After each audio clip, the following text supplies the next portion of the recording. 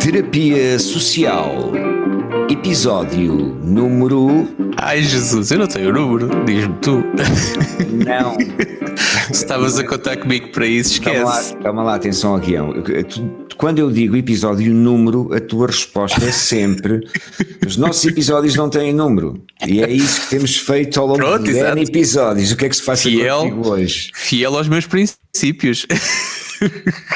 Terapia Social, o tema deste episódio é filmes. Vamos falar sobre filmes. Filmes. Que tipo de filmes? Vamos falar sobre todo o tipo de filmes. Aliás, a gente normalmente nem sequer somos vinculados ao título do episódio. Nós falamos sobre aquilo que nos apetece. Mas vamos falar sobre os filmes de Hollywood, os filmes...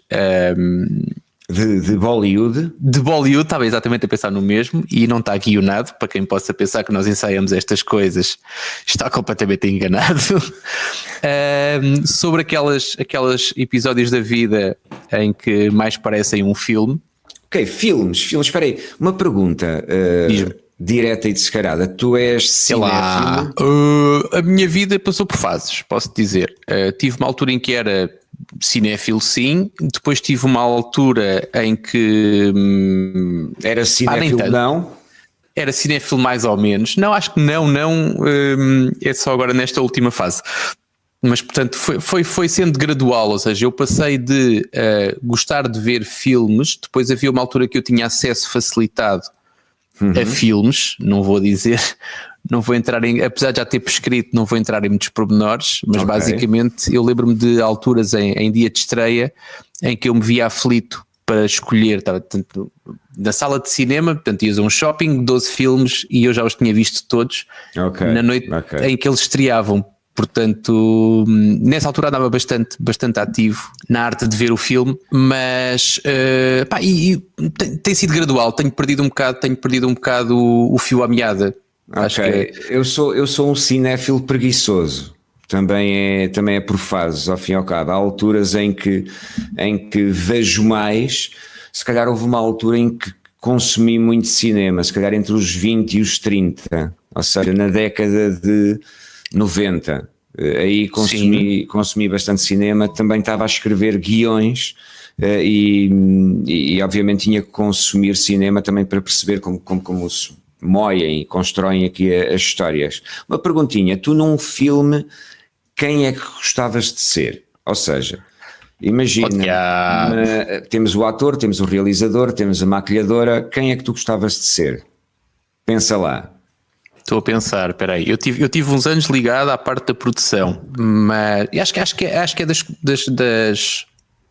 das posições mais confortáveis, ou seja, grande parte das pessoas vai responder que quer ser o ator principal, certamente. Ser o ator principal é uma chatice, porque o nível de exposição que tu tens, eu gosto de fazer estas coisas, o nosso podcast não tem, acho eu, espero não estar a surpreender quem nos ouve, mas não tem milhões de ouvintes ainda. E isso dá-nos uma tranquilidade e um conforto que, se tu tivesse um podcast com milhões de ouvintes, deixavas de ter. Portanto, terias que ter uns tomates com o dobro ou com o triplo do tamanho, com toda a certeza, né?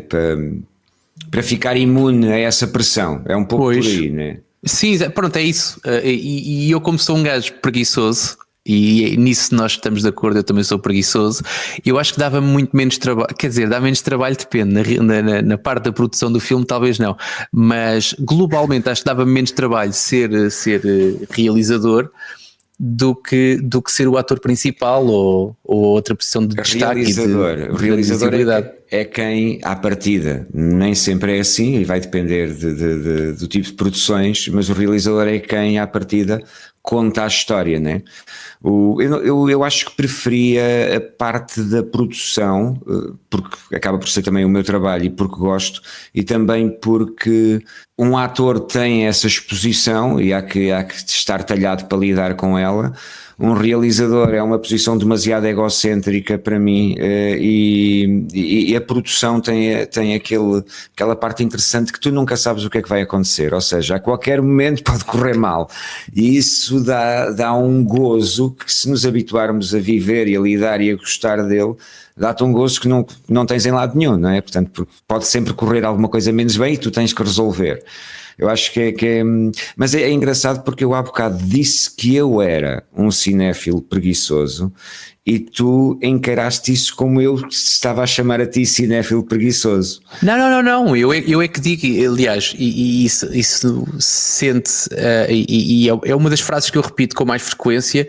Eu agora já faço poucas ações de formação, já dou poucas ações de formação, mas quando as dou, uma das frases que eu repito com mais frequência é exatamente: eu peço aos meus formandos para que sejam preguiçosos. E quando se fala nos conteúdos que eu passo, ser preguiçoso é ser eficaz. É ter menos trabalho para fazer as mesmas coisas. Ok, podes já agora, isto aí é um truque brutal, podes clarificar isso. É uma seca, mas posso, claro que sim. Não, basicamente imagina, tu tens... Ok, tu dizes-me a mim, estás-me a ensinar, por exemplo, a programação básica. Exatamente. Okay. É básico onde tu foste. Mas pronto, programação, tira o básico. Programação. Programação, ok. Tu tens... E tu diz-me, tu tens de ser preguiçoso. E eu pergunto, preguiçoso como? Preguiçoso como? Muito simples. Tu fazes uma função que faz uma determinada tarefa. Ok. Se no dia a seguir precisares, tu não vais voltar a escrever a mesma função. Tu vais ao sítio onde estava, copias e colas. Ok. O preguiçoso é prático. Porque é rápido. Copiar e colar é muito mais rápido do que escrever de novo. Porque se funcionou ontem, se tu copiares e colares, vai funcionar hoje outra vez. Portanto, nem sequer tens o erro. Portanto, é mais eficaz. Ok. Epá, e não dá trabalho, não tens que pensar. A única coisa que tens que pensar é: onde é que eu já fiz isto? Porque normalmente nunca é no ontem, normalmente é há uns meses, há umas semanas, às vezes há uns anos. Portanto, tens que ir à procura, mas só tens o trabalho de ir à procura, e se tiveres o teu trabalho bem identificado e bem catalogado, consegues encontrar com facilidade. Ok, o preguiçoso aí pode despistar. É interessante a nível de discurso, porque desperta curiosidade, mas quando tu falas em preguiçoso é ser organizado, é agilizar o trabalho. Neste contexto, preguiçoso não é não fazer as coisas parecem feitas da mesma maneira, aparecem de uma forma mais eficaz. Ser prático, exatamente. Prático. Há uma coisa interessante que é, tu disseste aqui uma coisa que acho que é gira, que é copiar e colar é mais fácil que escrever. Sim, neste contexto da programação. Sim, do que escrever novamente a mesma coisa. O Pedro Chagas Freitas eventualmente também descobriu esse segredo e está rico. Olha que giro, a tua linguagem corporal. Eu fiz aqui esta piada sobre o Pedro Chagas Freitas e a tua mão foi para a frente do coisa como de escândalo, não é? É assim que a gente pica a malta, a ser patrona, que é para verem as imagens. O Pedro Chagas Freitas é um ótimo profissional e tem muito sucesso na área em que trabalha, portanto não... Sim. Tu conheces o Pedro Chagas Freitas agora? Não? Ok, não. Então vamos passar à frente porque isto aqui também é sobre filmes. E não exatamente, filmes. Paulo, qual é que é o teu top 3 de filmes? Tens? Acho que talvez o top 3,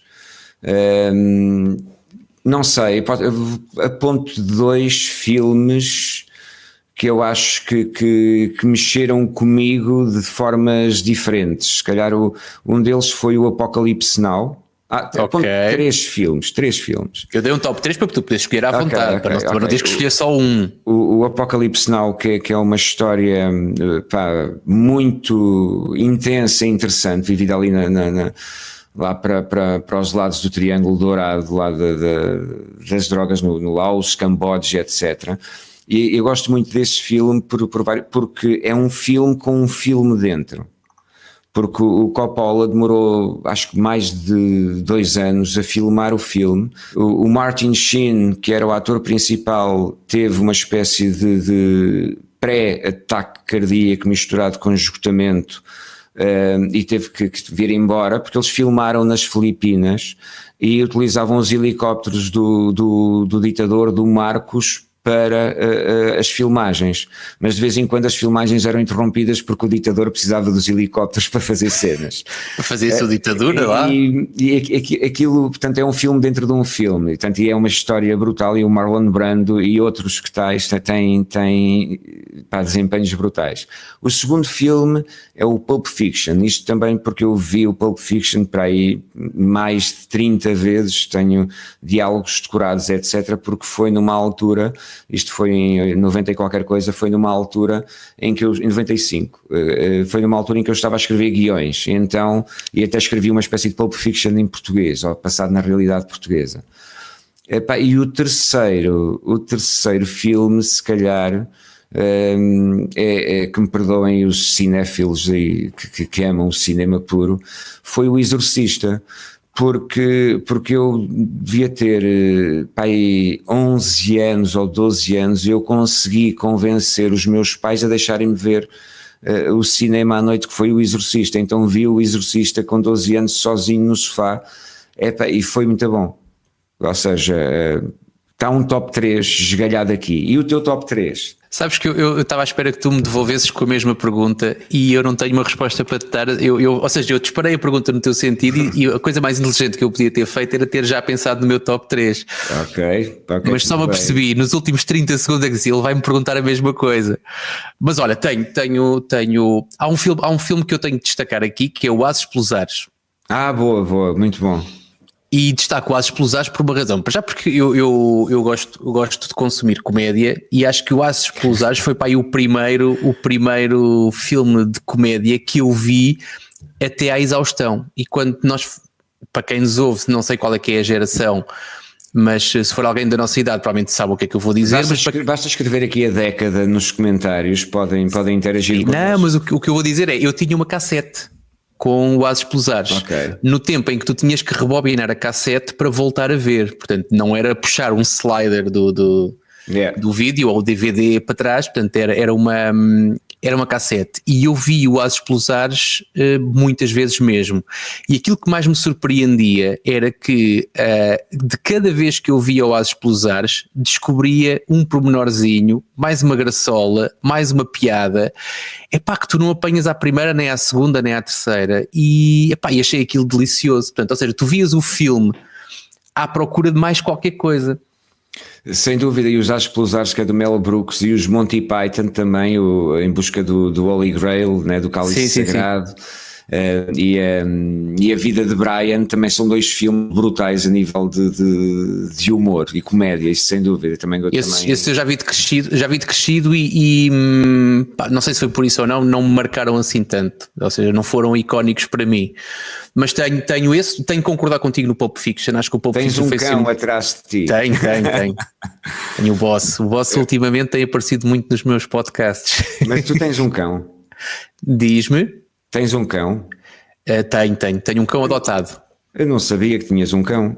Tenho um cão adotado, sim. Ok. Adotei o Boss, adotei uma gata. Sim. Basicamente adotei uma família inteira. Que se cuidem os ouros de cacheiro na berma da estrada, não é? Deixá-los estar. Mas foi, depois estava-te a dizer, te interrompeste, já não sei em qual é que eu vou, se for no primeiro, se for no segundo. Ias no primeiro. Tenho o Pulp Fiction também na minha lista, claro que sim. Acho que foi um filme muito diferente, pelo menos para mim. Eu senti-o como um filme bastante diferente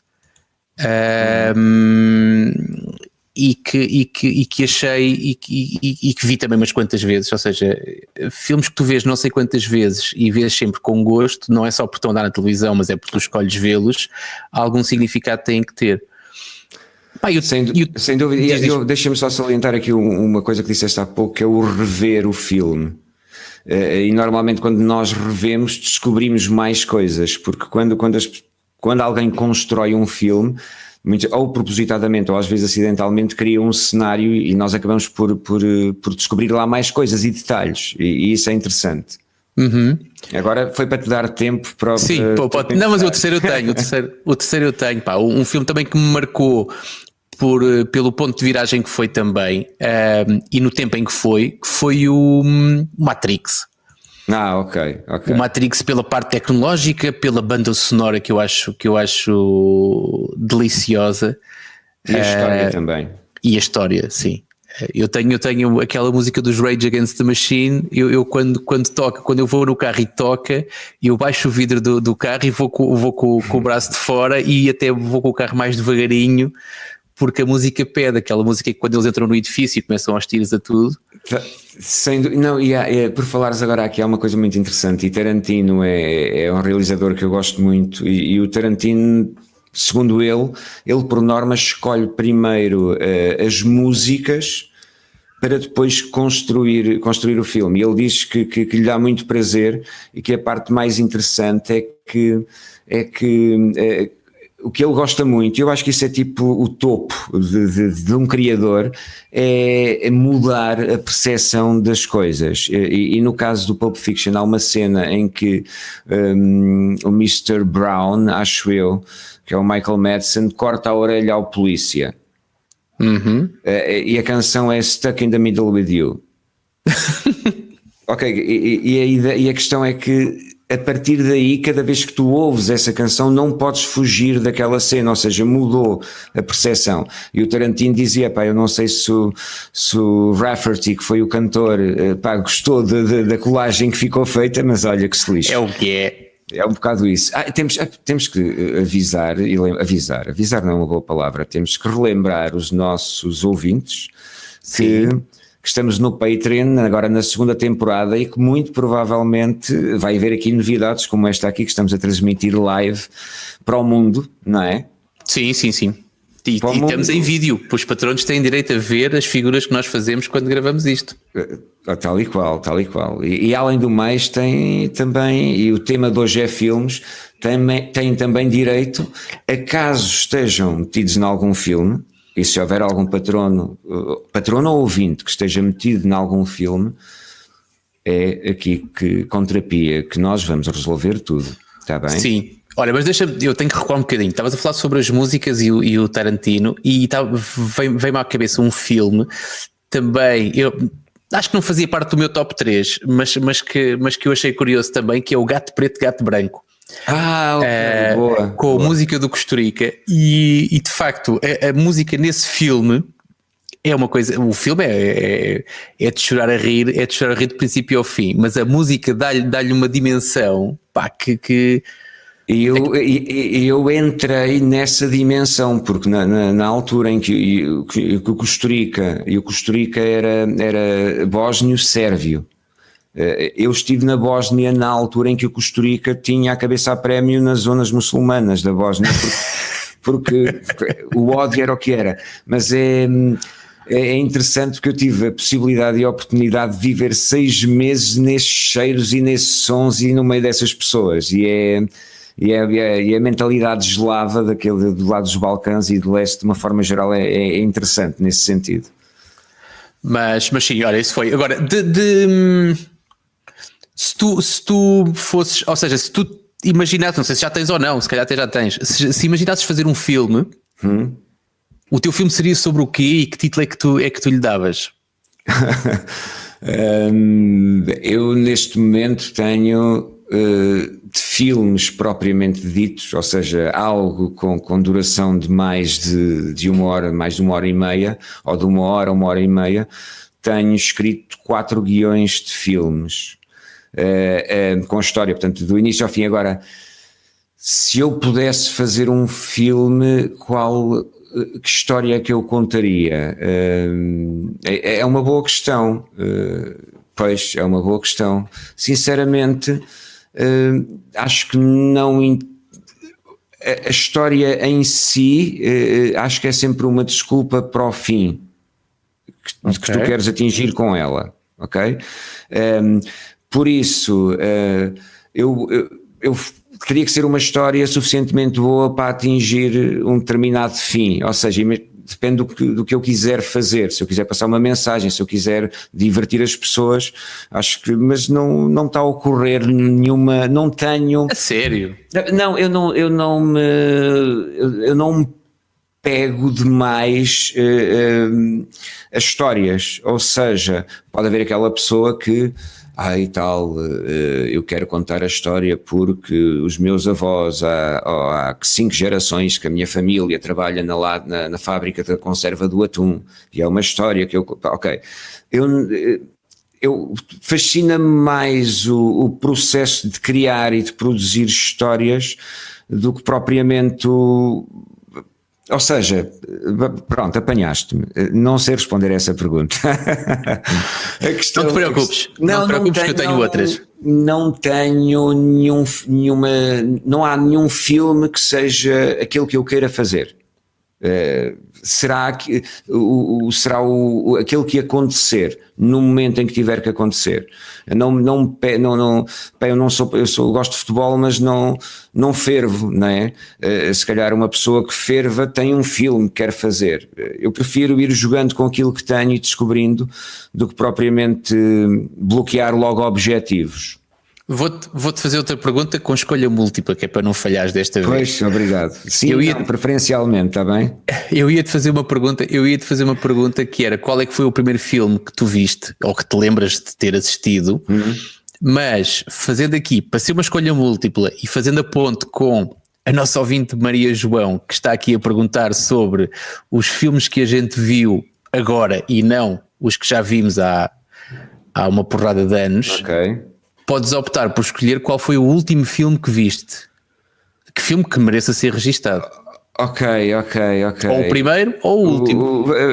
Ok, os primeiros filmes que eu vi foi para aí na década de 70 e só via o canal 1 e o canal 2 e havia aquelas tardes de cinema e noites de cinema, e é curioso que eu na altura, com 6, 7, 8 anos, ficava sempre à espera do que passassem os créditos finais e tinham um dossiê, tão organizadinho que eu era na altura, tinha um dossiê onde apontava os títulos do filme, o realizador, o produtor e os atores principais. Na altura em que não havia boxes para fazer pausa. Exatamente, e o argumentista, e quando...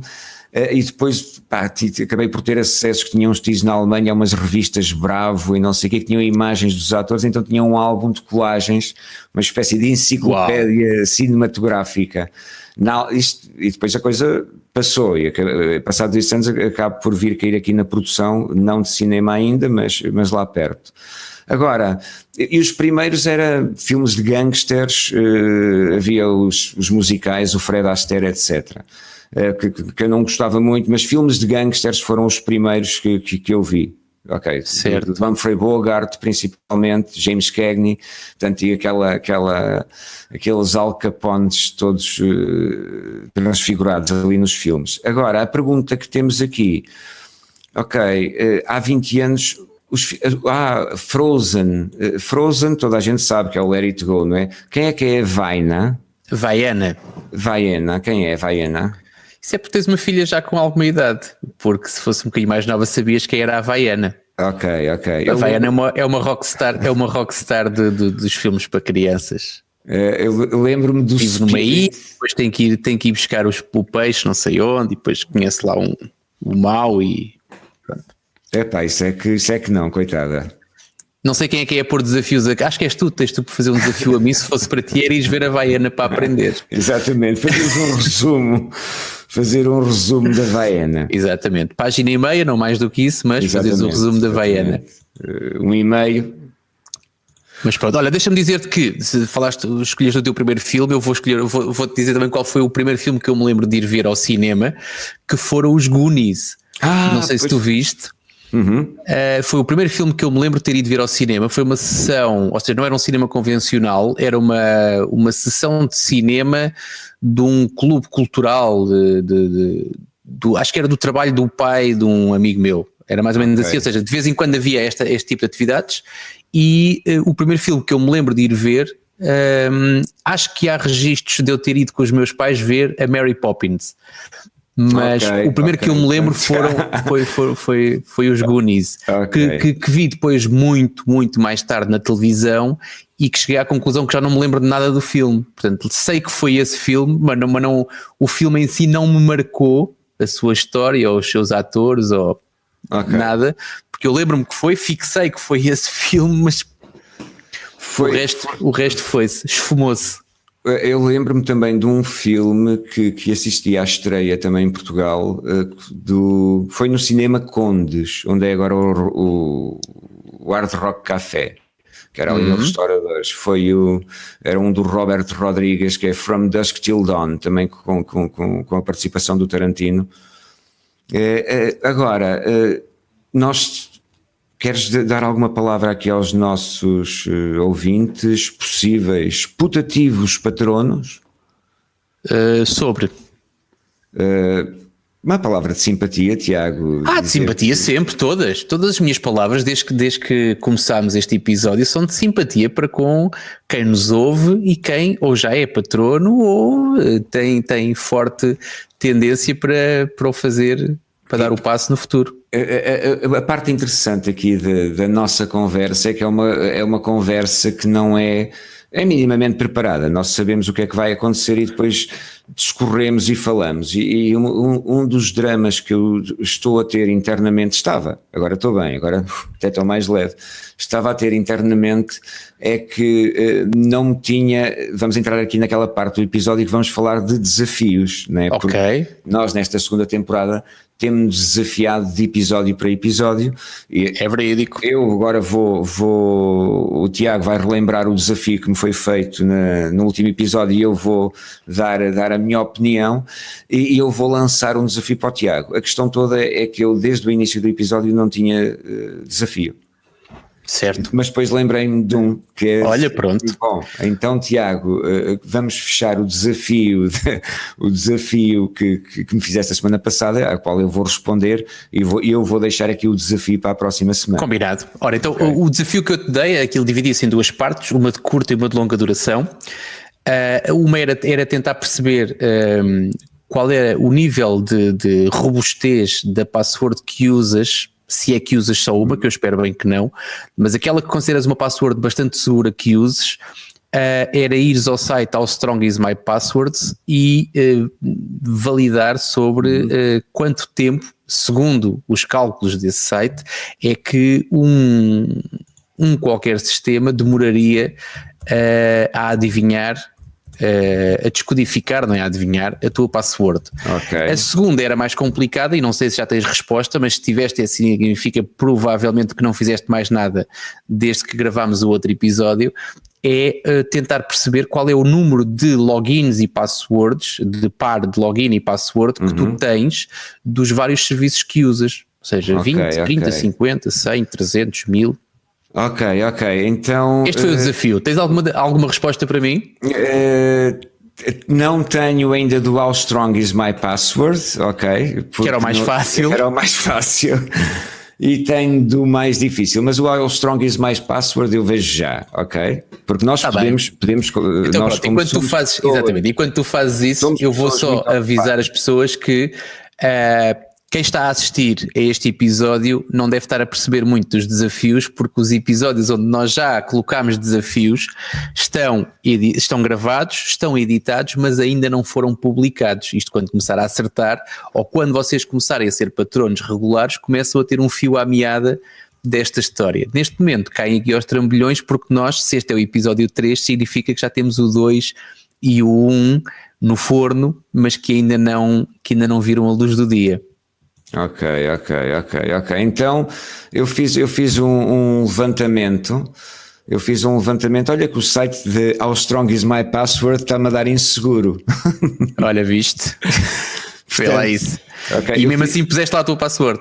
Não cheguei a ter. Não faças isso. Logo, atenção, que How Strong Is My Password ou How Strong Is My Passwords? Passwords.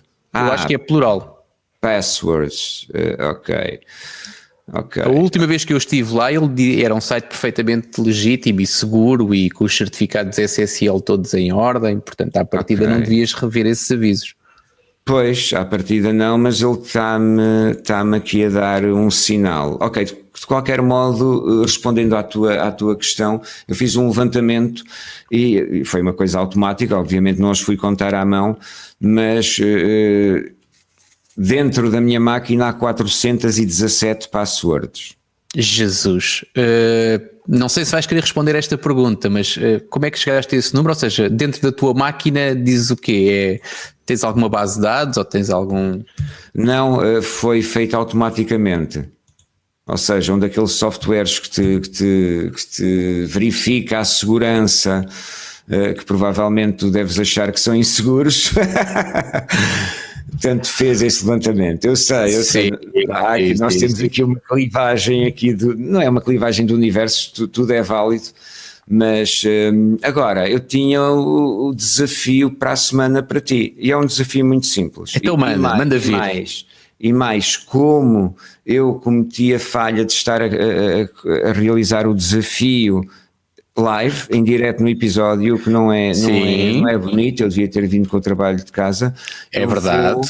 O desafio que eu te faço é uma coisa que tu também podes, dá-te pouco trabalho, porque eu tenho que te compensar de alguma forma, demora 4 ou 5 segundos e podes fazer no próximo episódio. Ok? Como nós vamos estar no YouTube também, é fazeres o pino. O pino, pode ser o pino de cabeça? Pode ser o pino de cabeça, sim. Pronto, é porque eu para pinos de cabeça acho que ainda consigo treinar um bocadinho até lá e ter bom resultado. Para outros pinos, digo-te já que vai ser uma vergonha, portanto prefiro não. Ok, então pode ser o pino de cabeça, é uma coisa que estás aí, afastas-te um pouco, fazes o pino de cabeça e regressas. Pronto, é isso que eu estou a pensar, enquanto tens aqui encher chouriços, tens que dizer coisas. Está bem. E agora, se houver algum dos nossos ouvintes que queira saber mais sobre terapia social, tenha alguma questão que queira resolver, esteja metido em algum filme, bom ou mau, não é? Pode partilhar connosco, que nós estamos à espera de casos concretos para podermos ajudar pessoas concretas. Você aí desse lado que vai ser patrono. Muito bem, Paulinho. Ou patrona. Exatamente, nós não discriminamos. Patrona também é fixe. Certo. Então vá, olha, eu deixa-me só, antes de rematar, eu sei que queres ir embora, mas eu tenho que fazer mais uma pergunta, que é uma coisa que acontece muito com a música, eu não sei se acontece o mesmo com os filmes, mas queria ouvir a tua opinião, que é... Porquê é que te desculpaste comigo que tu queres ir embora? Não foi bonito? Então já estavas a despedir das pessoas, a dizer... Já estavas a rematar aqui a conversa. Ok, então induziste em erro, mas sim, pronto, mas agora vamos aproveitar a tua deixa. Sim, é esta e depois vamos embora, que eu também tenho que ir embora. Pronto, e aí já começamos a ser os dois a querer ir embora. Exatamente, assim está mais justo. Até temos mais episódios para gravar, então isto aqui tem que ser a correr. Não, fora de brincadeiras. Não, é frequente, quando tu tens um determinado estado de humor, escolheres uma música para ouvir. Um estilo de música, um álbum, uma banda, um intérprete, qualquer coisa. Tens o mesmo efeito em filme? Ou seja, tens algum filme que gostes de ver quando estás com determinado humor, ou isso não se aplica? Não, eu acho que a música trabalha de uma forma mais direta no cérebro. O filme acaba por ser mais informação que tu estás. A música é mais direta. E agora, falando em música, nós já falámos aqui de música, há um álbum que é o Purple Rain do Prince, que foi daqueles que eu também ouvi até à exaustão quando saiu, e tenho em vinil algures lá em casa dos meus pais, mas a música eu acho que é mais direta ao cérebro, não há nenhum filme que eu vá ver para ficar assim ossado. No entanto, sem concretizar filmes, se eventualmente eu estiver menos bem disposto, obviamente que eu receio sempre ver uma comédia ou ver uma sitcom, porque mesmo que nós não estejamos muito bem dispostos, ao sermos expostos ali ao humor, a coisa melhora um bocadinho no nosso cérebro. Aí um filme pode ser uma terapia, sem dúvida. Alguém que tenha uma vida muito cinzenta, se consumir comédia, acaba de alguma forma por compensar o cinzentismo que às vezes cai. Parece-me bem. Agora vamos fechar o episódio, não é? Fecha lá isso. E dizer a toda a gente que nós estamos nas redes sociais, procurem por Terapia Social no Facebook e no Instagram, é só clicar um gosto. Estamos em todas as plataformas. Se forem preguiçosos, terapiasocial.pt, estão lá os links todos, portanto é só picar e andar. Ok, esta é a segunda temporada. Estamos a começar aqui com uma temporada desafiante e com desafios, e este foi o episódio cujo tema foi... Filmes. Os filmes. Os filmes. Terapia Social. Até à próxima. Até já.